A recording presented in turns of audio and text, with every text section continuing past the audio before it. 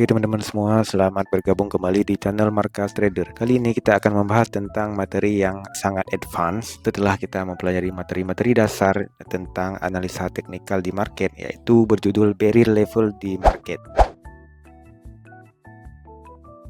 Nah, barrier level ini sendiri bisa kita artikan sebagai titik jenuh daripada harga ataupun pasar ataupun pembatas harga untuk bisa naik ke level selanjutnya setelah berhasil breakout pada level sebelumnya. Nah, misalnya harga kita bisa menganalisanya bahwa market sedang membuat uptrend. Nah, untuk bisa level setelah membuat yang namanya higher high, maka otomatis akan membuat higher low.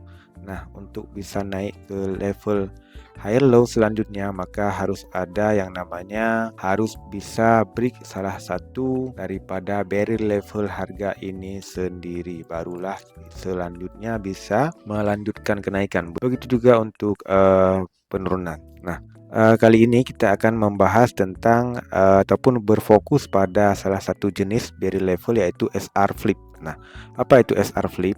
Yaitu support and resistance flip. Nah, bagaimana pengaplikasikannya? Yaitu misalnya ini adalah level SR biasa. Nah, syarat untuk bisa harga menembus ke level berikutnya yaitu berhasil breakout. Nah, oke, saya hapus. Oke, sederhananya seperti ini. Nah, di sini tercipta yang namanya base. Nah, ataupun kita bisa menyebutnya sebagai demand. Nah, dan di sini adalah resistance yang berhasil di break. Oke. Nah, kemudian untuk bisa melanjutkan kenaikan, otomatis harga biasanya akan membuat yang namanya retracement. Nah, di retracement seperti ini, harga ataupun barrier level yang tercipta di sini yaitu resisten become support. Nah, ini adalah resisten kemudian berubah menjadi support dan dilindungi oleh demand. Nah, untuk bisa mencapai level bawah, nah, otomatis ini harus bisa di break terlebih dahulu. Dan biasanya di market ketika terjadi retracement di sini akan membentuk yang namanya rejection dan membuat kenaikan lagi. Kenapa ini bisa membuat rejection? Kenapa ini tidak turun saja? Karena jawabannya yaitu karena ada barrier level. Nah, barrier level di sini adalah support and resistance. Ini adalah resisten yang kemudian di flip. Nah, diubah bentuknya menjadi support. Nah, inilah yang berhasil menahan harga. Kemudian harga akan naik kembali. Nah, selama barrier level ini belum bisa di breakout, ditembus, maka harga akan tetap bermain-main di area atas ini sampai ini ditembus. Oke, kita langsung lanjutkan ke contoh ini di pair euro USD. Oke. Di sini kita bisa mengetahui, saya sudah menandainya. Di sini ada level resistance, ada beberapa resistance 1 2 3. Nah, ketika harga breakout, harga meninggalkan yang namanya demand. Nah, demand yang lumayan kuat. Ketika harga drop, nah, drop pertama di sini harga tidak sampai. Oke. Di sini tidak sampai ke area barrier level, kemudian langsung naik.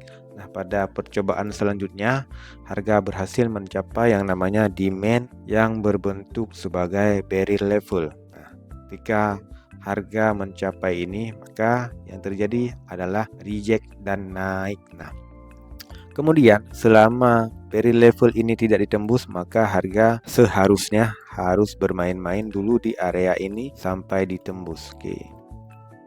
Nah, seperti ini. Akan selamanya berada di atas barrier level ini jika belum berhasil ditembus. Akan tetapi terjadi pengecualian ketika harga ataupun barrier level ini ditembus, SR flip ini ditembus, maka harga otomatis akan bermain di bawah barrier level selanjutnya, yaitu di sini. Di sini ada support.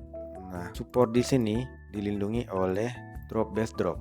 Nah, jadi barrier level yang ini tidak dipakai lagi ataupun sudah beralih fungsi, ini tidak berguna lagi. Nah, selanjutnya barrier level yang baru tercipta yaitu drop base drop dan SR flip. Nah, yaitu support become resistance, support yang diubah bentuk menjadi resisten. Nah, ketika harga ini masih di bawah harga. Ketika harga mencapai area ini akan terjadi rejection. Nah, untuk first time back FTB-nya, first time back harga akan muncul rejection. Mungkin pada pantulan yang kedua jika buyer-nya kuat mungkin akan ditembus. Nah, jadi selama ini belum ditembus, harga akan berada di bawah ini. Sini juga sama. Nah, di sini ada resistance.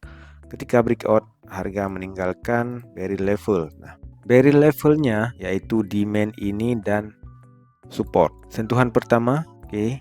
Kedua, harga berhasil reject dan naik kembali sampai benar-benar ditembus. Nah, ketika ditembus, terciptalah barrier level baru yaitu di sini.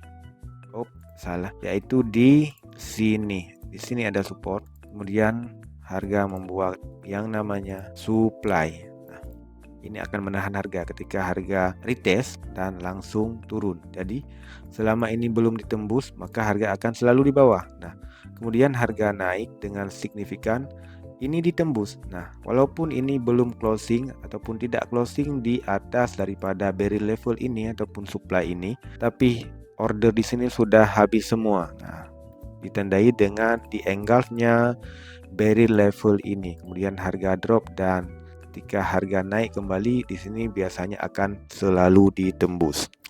Oke, kita lanjut mencari contoh lain. Nah, di sini ada contoh yang sempurna untuk barrier level. Oke, di sini ada resistance. Oke, jika kita panjangkan ke sebelah kiri lagi akan terbentuk yang namanya beberapa SR flip. Nah, sini support di break, kemudian menjadi resistance. Nah, fokus kita akan berada di area ini. Nah, ketika harga ini di break, di break meninggalkan demand yang lumayan kuat, kemudian harga retest kembali. Ketika harga retest di area ini, harga akan terus bermain-main di atas daripada barrier level ini sampai akhirnya tertembus. Nah, tertembusnya di mana? Yaitu di area ini. Oke, di area ini. Oke. Ini supply-nya agak lumayan tricky.